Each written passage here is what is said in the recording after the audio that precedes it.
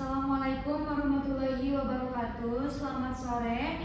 Yang terhormat Bapak Dr. Dede Iswandi, SPD MPD, dan juga tak lupa teman-teman sekalian yang saya banggakan. Baik, berdirinya kami di sini, kami akan mempresentasikan materi dari mata kuliah kewarganegaraan. Tetapi sebelumnya izinkan kami untuk memperkenalkan diri terlebih dahulu. Perkenalkan, nama saya Kayla Revalia Zahra sebagai operator dan rekan-rekan saya moderator. Saya Nila Merli sebagai presentator pertama. Saya Sindi Nur Istiana sebagai presentator kedua. Saya Raya Sabila sebagai presentator ketiga. Dan juga ada dua lagi teman kita, yaitu Revana sebagai operator dan juga Neng Shirley sebagai videographer. Lanjut tanpa berlama-lama, kita langsung saja ya ke pembahasan yang akan kita presentasikan. Sebelumnya kita mengambil kasus yaitu kekerasan terhadap perempuan dalam rumah tangga dan analisis pelanggaran hak asasi manusia dan perlindungan hukum bagi korban. Kita akan mengambil kasus dari Cut Intan Nabila. Kepada presentator pertama dipersilakan. Ini ada latar belakang ya. Jadi kekerasan dalam rumah tangga atau KDRT merupakan masalah yang berkaitan dengan hak, hukum, sosial, dan kesehatan. Kekerasan terhadap perempuan dapat menimbulkan dampak fisik maupun psikologis serta memengaruhi kondisi anak yang berada dalam lingkungan kekerasan. Kasus KDRT penting dikaji karena korban memiliki hak untuk mendapatkan rasa aman, perlindungan hukum, pelayanan kesehatan, dan pendampingan. Sini ada contoh di kasusnya, di mana kasus Cut Intan Nabila, kasus terjadi di Kabupaten Bogor, Jawa Barat pada Agustus 2024. Cut Intan Nabila menjadi korban kekerasan dalam rumah tangga oleh suaminya. Kasus tersebut mendapat perhatian masyarakat setelah dokumentasi kekerasan tersebar dan kemudian ditangani oleh pihak kepolisian. Kronologi kasusnya di mana pada Agustus 2024 terjadi kekerasan dalam rumah tangga atau KDRT terhadap Cut Intan Nabila. Dokumentasi kejadian kemudian tersebar di media sosial sehingga kasus mendapatkan perhatian publik. Pihak kepolisian melakukan penyelidikan dan kasus tersebut dilanjutkan ke proses hukum. Tujuan analisisnya, di mana analisis ini bertujuan untuk mengetahui faktor penyebab KDRT, dampaknya terhadap perempuan dan anak, hak yang dimiliki korban, serta peran bidan dalam memberikan perlindungan dan pelayanan. Selain itu, analisis dilakukan untuk merumuskan solusi agar kasus serupa dapat dicegah. Sumber data. Data diperoleh melalui studi dokumentasi dan studi literatur dengan menggunakan sumber seperti UU No. 23 tahun 2004, data Simponi PPA, Kepolisian RI dan KPAI, WHO, literatur ilmiah, dan berita terpercaya. Data kekerasan. Berdasarkan data Simponi PPA 2024, terdapat 5.489 perempuan yang tercatat sebagai korban KDRT. Data tersebut menunjukkan bahwa KDRT masih menjadi persoalan serius dan membutuhkan upaya pencegahan serta perlindungan korban. Selanjutnya akan dilanjutkan oleh presentator kedua. Lalu selanjutnya ada faktor penyebab. KDRT dapat dipengaruhi oleh beberapa faktor yang saling berkaitan, seperti ketidakmampuan mengendalikan emosi, ketimpangan kekuasaan dalam hubungan, perilaku mengontrol, tekanan ekonomi, serta normalisasi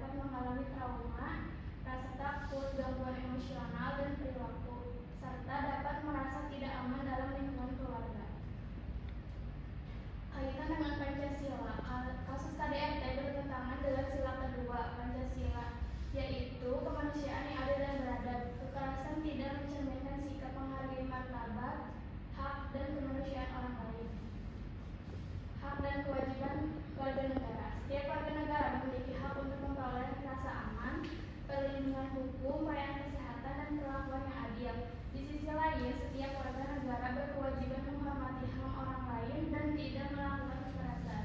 Selanjutnya akan dilanjutkan oleh presentator ketiga. Di sini ada peran bidan. Bidan dapat berperan melalui deteksi dini, pelayanan kesehatan, pemberian dukungan tanpa menghakimi, menjaga kerahasiaan korban, melakukan dokumentasi, serta memberikan rujukan sesuai kebutuhan dan kewenangan. Nah, selanjutnya ada solusi. Solusi yang dapat dilakukan adalah meningkatkan edukasi masyarakat tentang KDRT, memperkuat pemberdayaan perempuan, menyediakan pelayanan kesehatan dan psikologis, serta memperkuat perlindungan hukum dan sistem rujukan bagi korban. Nah, di sini ada implementasi solusi. Implementasi dilakukan melalui edukasi dan deteksi dini, kemudian dilanjutkan dengan pelayanan kesehatan, perlindungan, pendampingan hukum maupun psikologis, hingga proses pemulihan korban.